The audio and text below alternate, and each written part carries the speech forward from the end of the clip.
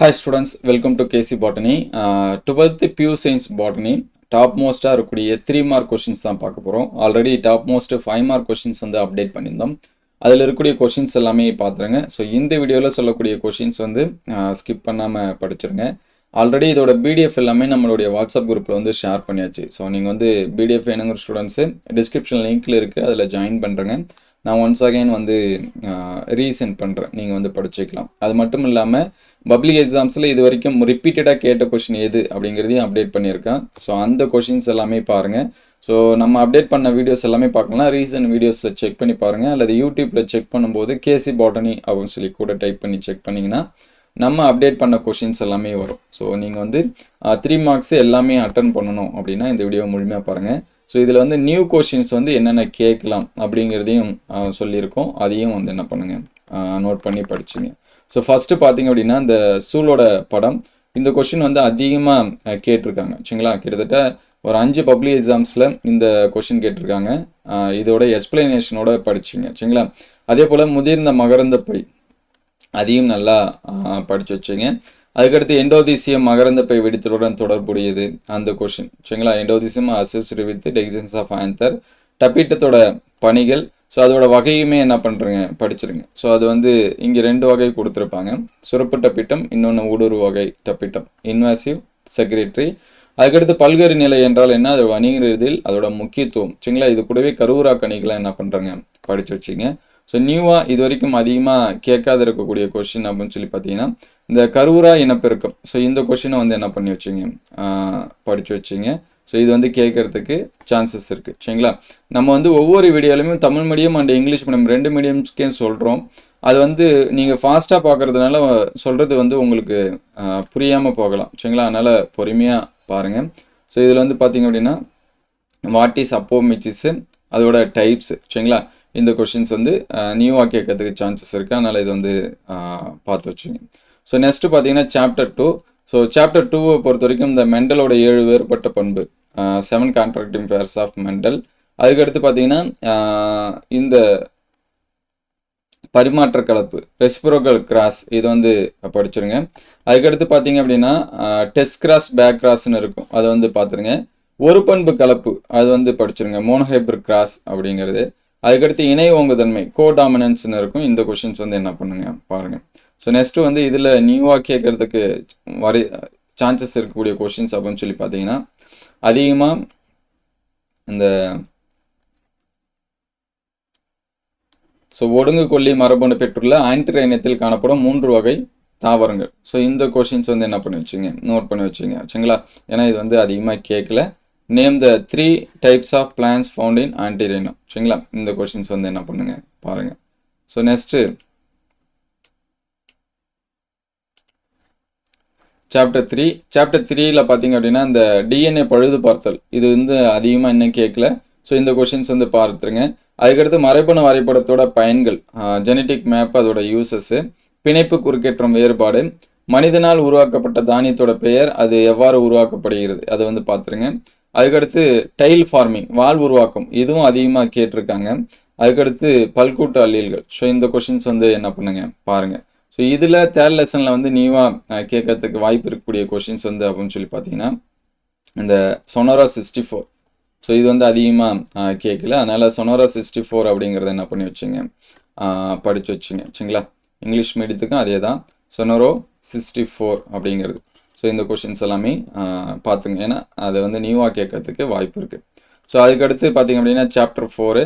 So chapter 4ல் இந்த PPR 322 அது வந்து படிச்சிருங்க. தடைக்கட்டு நொதி, ரெக்ஷன் என்சைம்னா என்ன, அது வந்து படிச்சிருங்க. அதுக்கடுத்து பார்த்தீங்கன்னா தற்கால பயிற்சியில் உயிர்நுட்பிலே எவ்வாறு பயன்படுத்துவார், இந்த கொஷினும் இது வரைக்கும் அதிகமாக கேட்கல, இது புக் பேக் கொஷின் தான். ஆனால் இந்த கொஷின்ஸ் வந்து என்ன பண்ணுறங்க, நல்லா படித்து வச்சுங்க. அதுக்கடுத்து பார்த்தீங்கன்னா தனிசெல் புரதம் பயன்கள், அது வந்து பார்த்துருங்க. தாங்கி கடத்தியாற்ற மரபணு மாற்றும் முறை. ஸோ கொஷினில் வேறு மாதிரி கேட்கலாம், பிளாஸ்மிட் இல்லாமல் நீங்கள் எப்படி வந்து ஜீனை வந்து டிரான்ஸ்ஃபர் பண்ணுவீங்க, கடத்துவீங்க, அதோட முறைகள் வந்து சொல்லுங்கள், அப்படிங்கிற மாதிரியான கொஷின்ஸ் எல்லாமே இருக்குது. ஸோ அதனால் இது வந்து பார்த்துருங்க. ஸோ இந்த லெசனில் நியூவாக கேட்கறதுக்கு வாய்ப்பு இருக்கக்கூடிய கொஷின்ஸ் அப்படின்னு சொல்லி பார்த்தீங்கன்னா இங்கே 2 கொஷின்ஸ் சொல்லலாம். ஒன்று பிஹெச்பி, சரிங்களா, இன்னொன்று பிஎல்ஏ. ஸோ இந்த 2 கொஷினும் நல்லா பார்த்துருங்க. பாலிஹைட்ராக்சி பியூட்ரேட் வரும் அந்த பிஹெச்பி அப்படிங்கிறது. அதுக்கடுத்து இந்த பிஎல்ஏ. ஸோ இந்த 2 கொஷினுமே என்ன பண்ணி வச்சுங்க, பார்த்து வச்சுங்க. அதுக்கடுத்து பார்த்தீங்கன்னா இந்த வாட் இஸ் ஜிஎஃப்பி அப்படின்னு இருக்கும் சரிங்களா, அது வந்து பார்த்துருங்க. பச்சை மிளிரோலி புரதம் அப்படின்னு இருக்கும். ஸோ இந்த 3 கொஷினுமே இந்த லெசன்ஸில் பார்த்துக்கலாம் சரிங்களா, அதனால் அது வந்து பாருங்கள். ஸோ நெக்ஸ்ட்டு பார்த்தீங்கன்னா சாப்டர் 5. சாப்டர் 5 பொறுத்த வரைக்கும் இதில் இருக்கக்கூடிய எல்லா கொஷினும் பார்த்துங்க. செயற்கை விதை, அதோட நன்மைகள், மரபணு வரக்கூடிய எவ்வாறு பாதுகாப்பா, இது வந்து அதிகமாக இன்னும் கேட்கல. ஸோ அதனால் இந்த கொஷின்ஸ் வந்து நல்லா பார்த்து வச்சுங்க. ஏன்னா நமக்கு வந்து நியூ கொஷின்ஸ் வந்து கேட்குறாங்க. நீங்கள் சுவாலஜி பியூர் சயின்ஸ் எழுதுகிறப்ப தெரிஞ்சிருக்கும், நமக்கு நியூ கொஷின் எக்ஸாமில் அதிகமாக கேட்காத கொஷின்லாம் கேட்டிருந்தாங்க சரிங்களா, அதில் இந்த கொஷின்ஸ் எல்லாமே இருக்கும். அதனால் பாருங்கள். முழு ஆக்குத்திறன், உரைகுலி பாதுகாப்புலாம் நிறைய டைம் கேட்டிருக்காங்க. அதே மாதிரி உடல் நகல் சார், கேமெட்டக் நகல் சார் வேடுபார். ஸோ இந்த கொஷின்ஸும் வந்து என்ன பண்ணுறேங்க, படிச்சிருங்க. ஸோ நெக்ஸ்ட் இதில் வந்து நியூவாக எக்ஸ்பெக்டட் கொஷின் அப்படின்னு சொல்லி பார்க்குறப்ப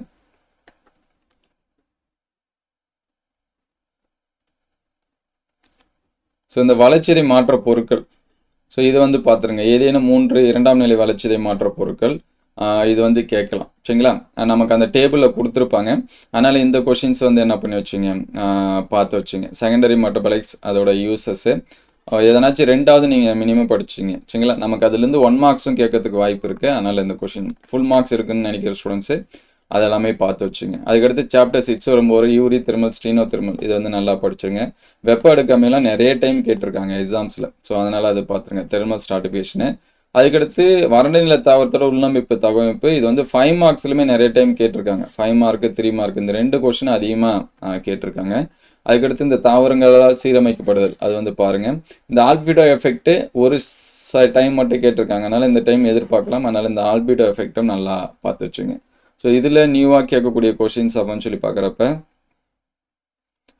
இந்த கிளாடோடு ஃபில்லோடு, ஸோ இது வந்து அதிகமாக கேட்கல. அதனால் கிளாடோடு ஃபில்லோடு வந்து என்ன பண்ணி வச்சுங்க, படித்து வச்சுங்க. அதே போல் ரெட்டிடோம்.